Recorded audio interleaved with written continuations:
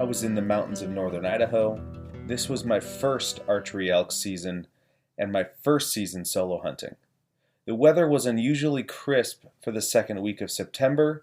I had been up since 3:30 a.m. and already had 16 miles logged for the day.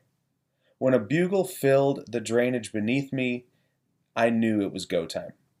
The wind was in my face, the bowl was fired up, and it was time to make a play.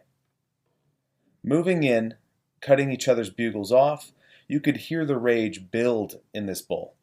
As I slipped in, I could see antlers thrashing small saplings. I could feel one more call would send him over the edge. As I finished my last call, I quickly moved into position, which was 20 yards down and to the right of where I had last called. In doing so, I lost sight of the bull, but knew he was on his way in. Over the knoll I was on, I first see antler tips, then a head appear, neck, shoulders, then vitals. Without any hesitation or any thought, I stopped him with a cow call and felt the trigger on my release break. The arrow was in flight, and it disappeared behind muscle and hide. The shot felt instinctual, and adrenaline surged through my body. Hearing the crash in the dark timber below meant I had a dead bull. Welcome everyone to Adrenaline and Instinct. I'm your host, Ty Hennessy.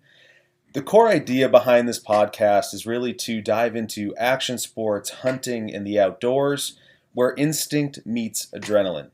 The aim of this whole podcast is I want to explore high-stakes stories, real decision-making, raw human moments, and getting to have conversations with some badass people. Since this is episode 1, I figured it'd be best for you guys to understand my story and go over more or less kind of my origin, where I came from, how I got into all of these different types of activities, who were my role models, some influential moments, really get an understanding of where I'm coming from and my perspectives as I start to interview guests. I was born and raised in central Wisconsin. My growing up or my upbringing was honestly badass. My parents were insanely supportive of getting out, doing whatever we wanted to do, building jumps, building skate parks in our driveway. My dad ended up actually putting a mini ramp in our basement. And what they did is they removed every barrier possible for us to have a good time, to get out, learn these new sports. And growing up in kind of that skateboarding era, it really provided kind of a crash course on getting out, getting to skate parks, learning social dynamics, and learning just hard tricks. And I think that kind of painted this early picture of getting a trick in mind, executing that trick, putting that into practice, going to skate comps, and actually doing that in the moment, kind of leapfrogged me into my interests later in life. So after the skateboarding kind of ran its course with me, I really started looking more towards some stuff that my dad had done when he was a kid. So growing up, he raced motocross at a pretty decent level, if I'll pat the old man on the back. And looking at all the old videos that he had laying around the house, your terra firmas, your On Any Sundays, Throttle for the Gold, watching these guys, Damon Bradshaw, all the old timers, just out there on the old Supercross tracks, the old outdoor tracks, which were insane, and just knew that was something I needed and wanted to get into. Luckily, my dad ended up surprising us with a bike, a little mini bike. I think it was an XR70, and I think we ran that thing into the ground. We were out building jumps from 4 in the morning all the way until dark. As soon as sunlight came up again the next day, we were back out and ripping. And it was one of those moments, looking back, that was truly special to us. What I didn't know at the time is, dirt bikes were going to become a staple in my life moving forward. There wasn't going to be a single year where I didn't own one or didn't ride one, even if I couldn't afford one. So cut a few years later, I'm full into the motocross scene. At this point, I've won a few races. I'm permanently affixed into the motocross side of things, and this is when some stuff went a little south. I was out at a track in central Wisconsin called Sugar Maple. It was, I think, the second moto, making a pass for first in the 250B class, and I hit false neutral on a step down around the kind of center area of the track property. For any of you that have ridden there knows that this is definitely a step down you don't want to hit false neutral on. I remember kind of going flying W style, nose down, about ready to endo, go over the bars. It was right on that verge of deciding whether or not to bail or try to ride it out. Ultimately, I made the choice to ride it out. And I think before I knew it, I got kind of bucked side saddle off the bike as the thing landed. It landed so abruptly on the back end. And I had ended up letting go of the bike. And if I had held on to it any longer, I, as well as the bike, would have been lawn darted into this massive patch of trees. And the bike ended up hitting so hard, it sheared the bars completely off the thing.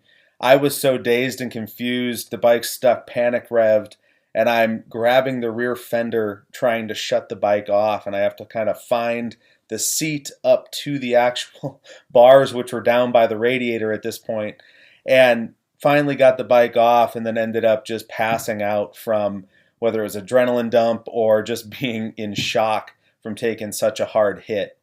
This was right about that college time for me, and it kind of forced me to look at dirt bikes a little bit differently. I knew I was kind of going to be forced into a whole new world starting school. I still loved dirt bikes, but at this point I've kind of gotten a couple bad takeoffs and just knew that this was something potentially I wasn't going to do for the rest of my life, but I still had a deep passion for it. And this is kind of where the story starts to add layers as far as additional sports. I got an invite from a buddy at the time, Theo Olson, who has a family house out in Colorado, Winter Park. And he had invited me to come out, take a look. He's like, dude, we can go downhill mountain biking. It's pretty much the best thing you could do outside of dirt biking. I was skeptical at the time. At that point in my life, dirt biking was everything, and I didn't think anything could even hold a candle to it. And I take this, massive hit. I'm probably concussed. I probably shouldn't have been riding mountain bikes at that point, but honestly, that's how the story goes. And we make the trek out to Colorado. This is the first time I've ever seen mountains. I am just awestruck as soon as we get into this state. For those of you that have grown up with mountains, consider yourself extremely lucky. For us flatlanders that grew up in Wisconsin, seeing mountains for the first time is a life-changing event. And in this moment, something clicked in me, and I knew long-term there was not a shot in hell that I was going to exist anywhere that didn't have mountains. Now, I knew this was going to be a strategic deal with college getting started in central Wisconsin, but I knew that if I played this long game right, I was going to end up somewhere that had mountains and where I could have success. If we pan back to that mountain biking trip, I think I was there from opening chair to last chair every single day that I was in Colorado. I think my buddy even got a little pissed at me because at some point he wanted to go do something different. And I was so glued to riding and getting better on that mountain bike that even when I got back to Wisconsin, I think I ended up picking up a downhill mountain bike and trying to go and build trails at our local ski resorts, even though they were not sanctioned and I was not allowed to be doing that. But we made some awesome trails work, and the bug definitely bit me. Now, with being in college, admittedly, I was not the best student.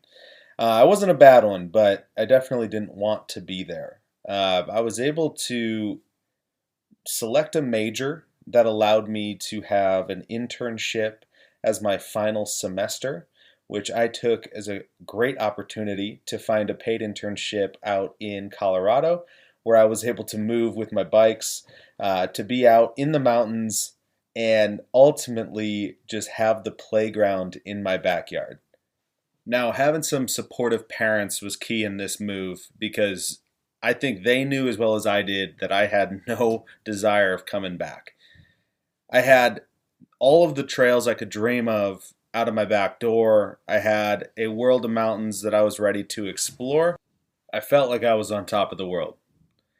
Now, feeling like this came with its drawbacks as well. I remember countless days of being able to only eat once a day because I was buying bike parts with the money I probably should have been spending on food, but I had priorities. So at this point in my life, mountain biking started to kind of take precedence over dirt bikes. And what I learned while living in Colorado was it's extremely dry all summer long.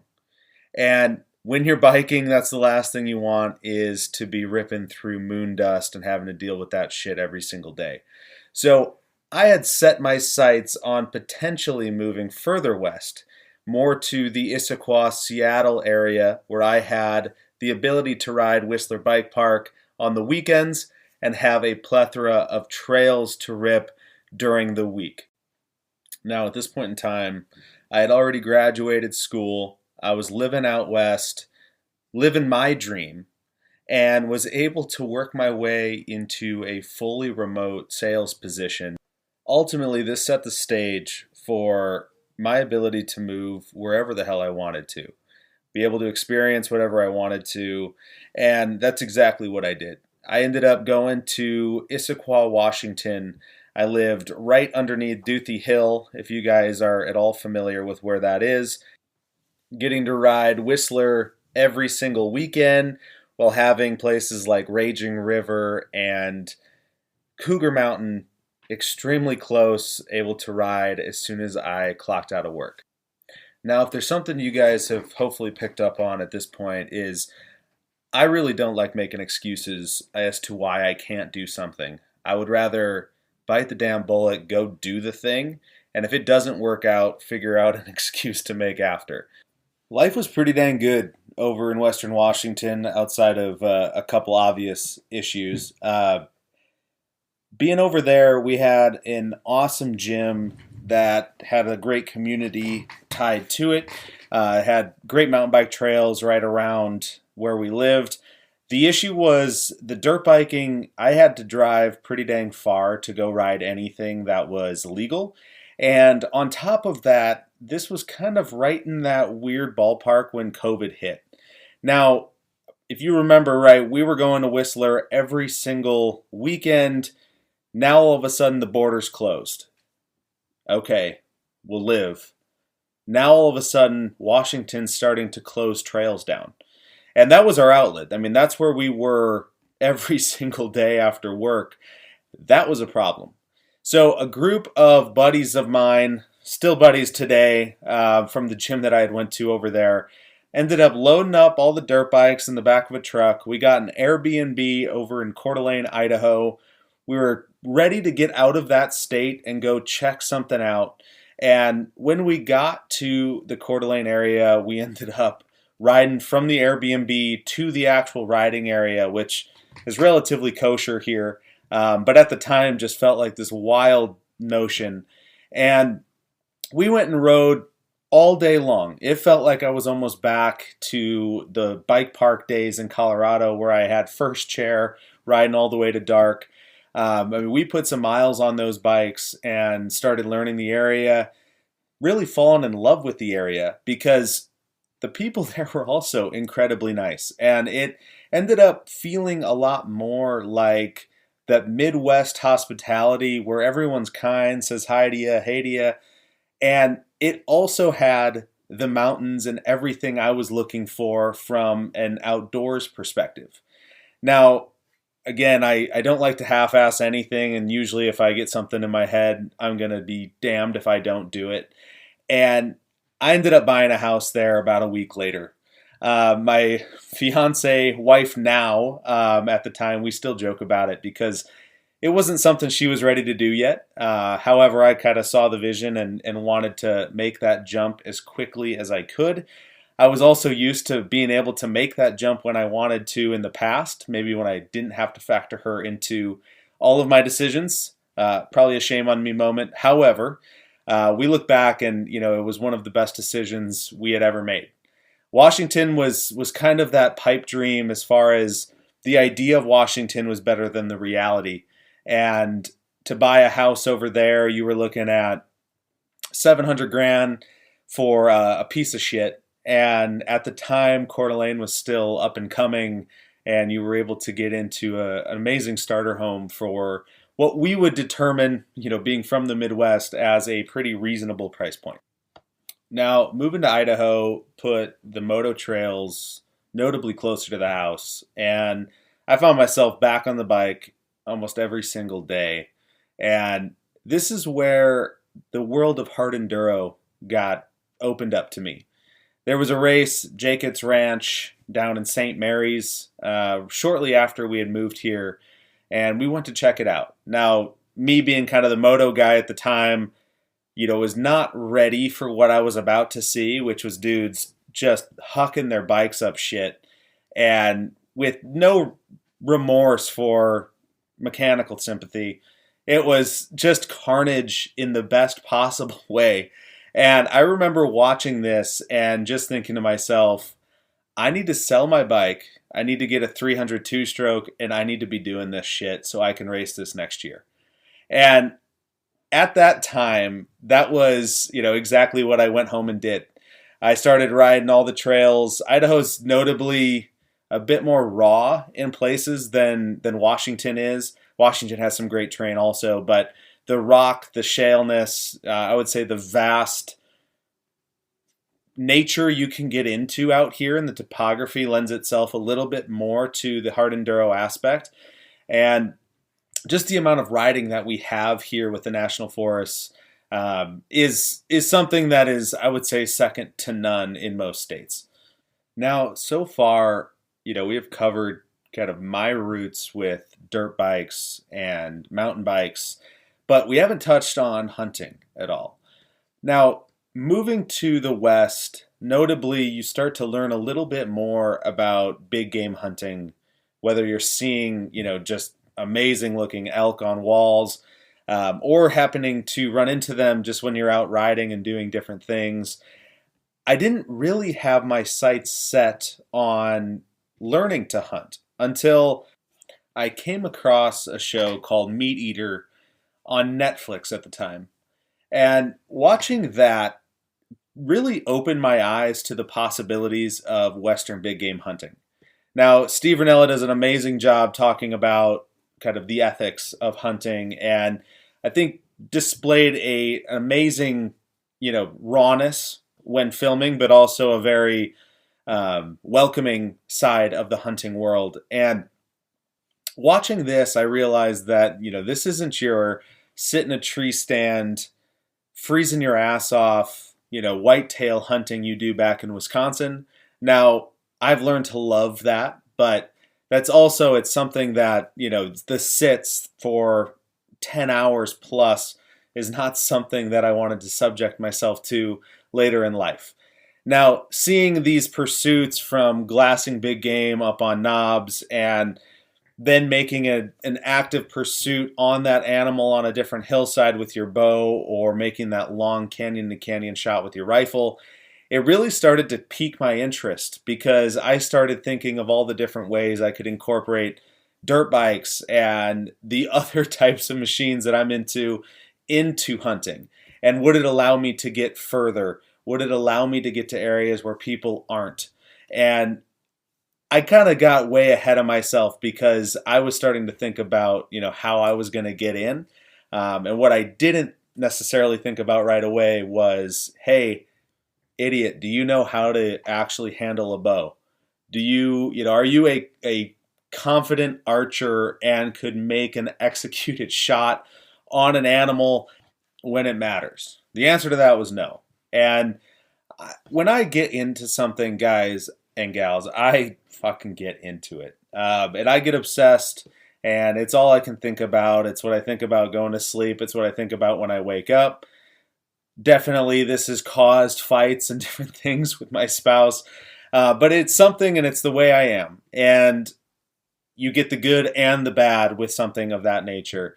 So this started to grasp my obsession, and I knew that I was going to sink everything I had into Western big game hunting to learn it, to live it, to love it. And it all started with going down to Spokane Valley Archery and picking up a new bow. They set it up, they walked me through everything. I got to ask all of the questions, and I started shooting.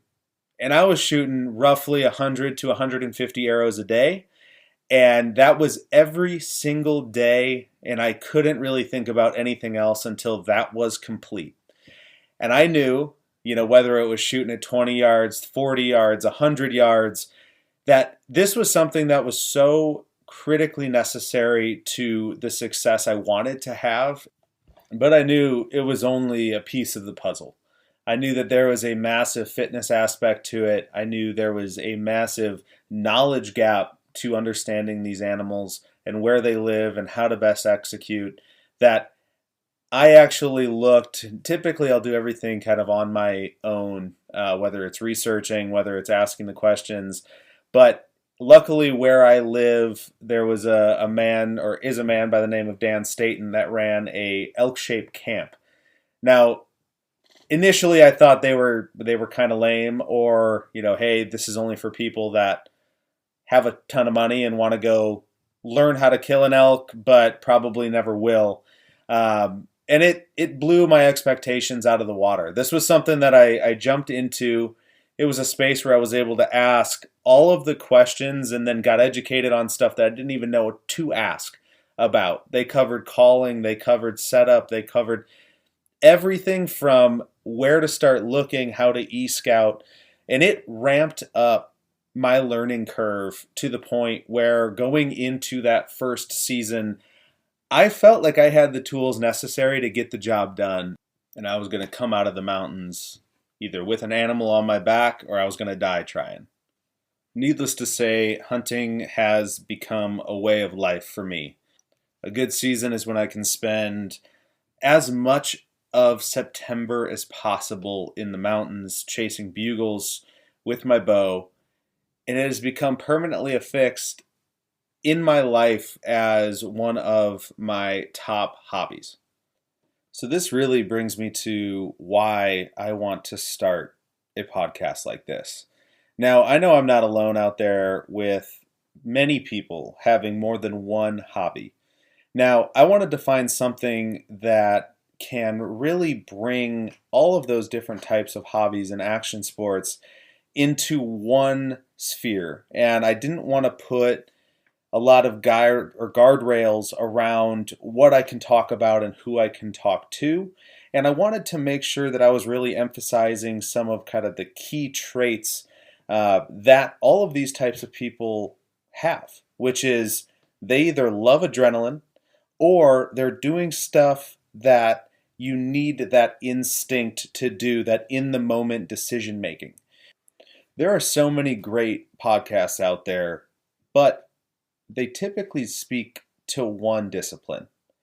One thing I have realized with these other podcasts out there, and where I think there really is an area to be carved out in the podcast space, is when I was diving into these different sports that I have outlined here, whether it's dirt bikes, snowmobiles, hunting, mountain biking, all of these things, I'm scouring the web and trying to get kind of that beginner guide to getting into some of these things. Now, so many of these podcasts are with either professionals or people that are interviewing professionals. However, it seems to come from, a status piece or wanting to build their own credibility with the other guests and not asking some of those basic questions that I know so many different people are craving the answer to. And I think this is where I want to create something that creates the environment where I can ask the questions that I know other listeners want the answers to. And I want to do it in a place that doesn't risk my credibility, but I do know that in the pursuit of knowledge, there is definitely different levels to it. And when I was on the search, I couldn't find a lot of the answers that I craved. And this is where I really do feel like this could set us apart from other podcasts that are out there right now on similar topics. I think it matters more than ever right now because if I could possibly influence somebody to take a look at another sport or another discipline and get out there and actually try these different things that we have the blessing to be able to do, I think that is really what motivates me behind this as well, is that hunger for knowledge, that hunger for stories, the hunger for just sharing your passion and other people's passions. And ultimately, I would love for this to motivate folks to get out and try shit they haven't tried yet. With that being said, ultimately, the guests and folks that I want to start interviewing are going to range from pro riders, whether it's dirt bikes, snowmobiles, mountain bikes, just all around enthusiasts that have great stories to tell and just awesome interests and have lived really unique lives, to bow hunters, to medics, to people that have seen some shit. I also have a few filmer buddies that I know have seen more than probably 99% of the people that are out in the mountains. Now, whether they're not the ones in front of the camera, but they're the ones that are creating these legendary shots. I view this podcast as being able to showcase some amazing humans that either I have met throughout my life or want to meet and have a conversation with. Ultimately, I know my experiences, whether they're somewhat unique, I understand I'm an average guy.